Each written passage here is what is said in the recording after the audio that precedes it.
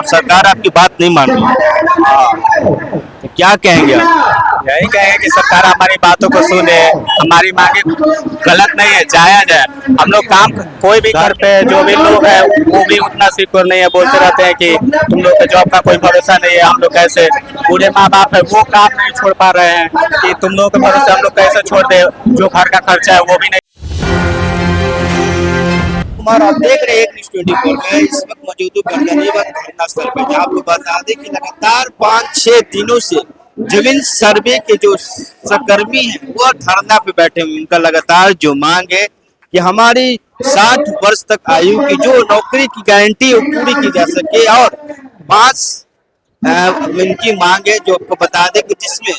भत्ता भी मांगा गया है कि हमारा जो आना जाने का खर्च है वो भी सरकार दे, जो कि 35,000 सैलरी दी जाती है। उस सैलरी में हमारा क्या होगा, परिवार कैसे चलेगा, और इस सब सारी मुद्दों को लेकर हम बात करेंगे, लोग से जानेंगे।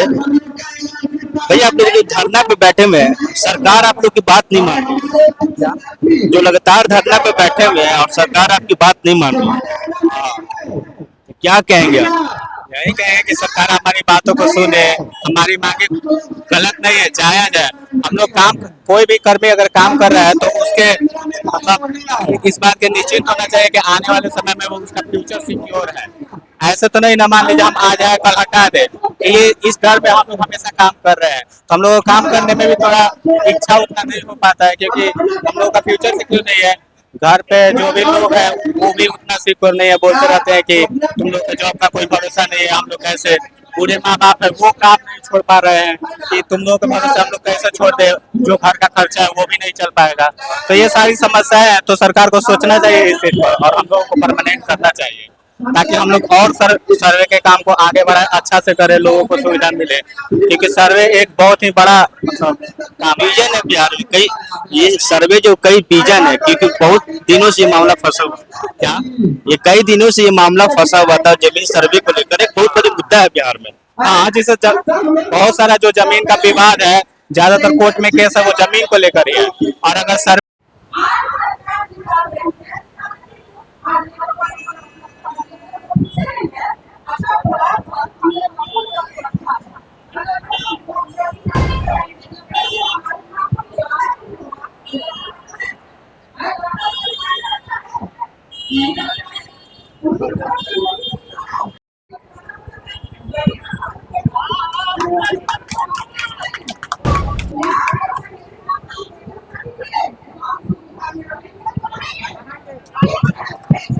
तो यहाँ धरना स्थल पर मौजूद है, लेकिन सरकार के तरफ से कोई भी अधिकारी ये चीज़ को जानने के लिए अभी तक हम लोगों के बीच में नहीं आए हैं कि आखिर धरना क्यों है, किस लिए है, किस वजह से इतने 13,000 सर्वे कर्मी यहाँ पे उपस्थित हैं,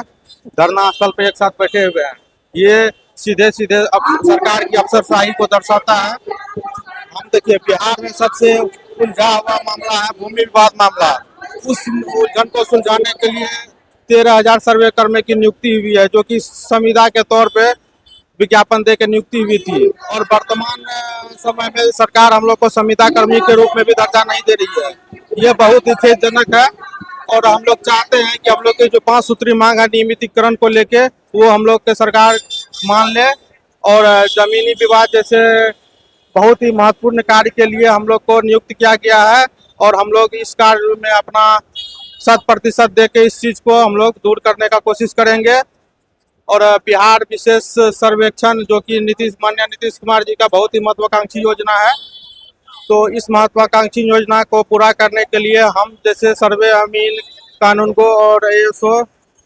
जैसे कर्मी को नियमित करना बहुत ही आवश्यक है। जैसा कि देख रहे हैं लगातार जो इन लोगों का मांग है, 60 वर्ष तक मांग रखी गई कि हमारी उम्र 60 वर्ष तक की जाए इस नौकरी में, पर फिर भी माननीय जो वर्तमान में अभी बिहार की सरकार है मानने को तैयार नहीं। लगातार 6 दिनों से लगातार धरना पर बैठे हुए। जो जमीन का सर्वे बिहार में एक बहुत बड़ा मुद्दा है, कई सालों से ये फंसा हुआ था, और आपको बताते जब जमीनी स्तर पर ये काम किया जा रहा था, पर इनकी सैलरी कम होने के कारण गाड़ी का भत्ता नहीं दिया जाता, आने जाने का खर्च नहीं दिया, जिस कारण से लोग लगातार धरना पर बैठे हुए और एक ही मांग करी कि हमारी जो आयु है